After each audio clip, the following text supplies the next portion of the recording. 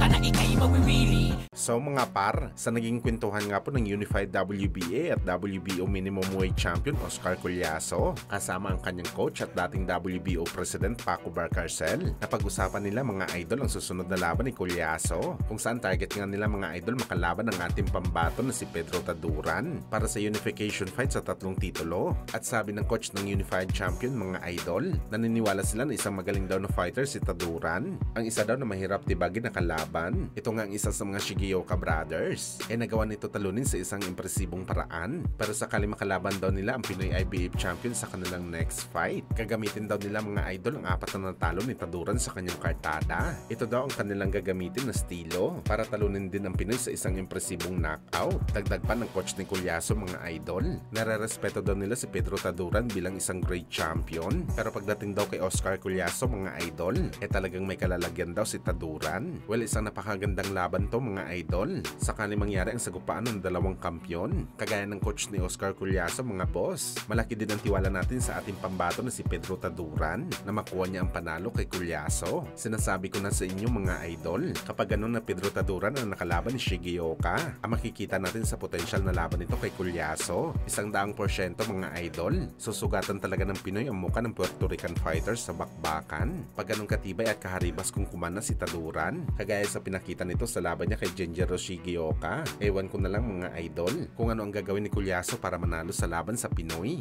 Kapag ganun ulit kaganda na kondisyon ang ipapakita ng Pinoy, talagang maubos na parang kandila itong si Collazo. At mananalangin na lang ito mga idol na mabilis matapos ang round para makapagpahinga sa atake sa Pinoy. Sa totoo lang talaga mga boss, hindi tayo nababahala sa magiging laban ni Pedro Taduran sa bakbakan nito kontra kay Oscar Collazo, sa rason na kayang-kaya talaga ng Pinoy makipagsabayan. Ang kinababahala lang natin dito mga boss, baka maging membro si Taduran sa mga natalo dahil 4 ang kalaban nito sa bakbakan, isa sa gitna ng ring at 3 naman sa gilid ng ring na siya naman ang nagbibigay ng puntos. Lalo kapag sa Puerto Rico ang laban, malamang sariwa pa rin sa atin mga kapwa Pilipino ang nangyari sa laban kontra kay Jason Mama, kung saan naghalumpasay sa iyak ang Pinoy contender matapos matalo via split decision. Kahit in-outbox at pinabagsak nito ng 2 beses ang heavy favorite na kalaban, mas maganda sana mga idol kung sa US gaganapin ang laban ni Pedro Taduran at Oscar Collazo o di kaya sa Saudi para makaiwas lang talaga sa hokus-pokus sa bakbakan.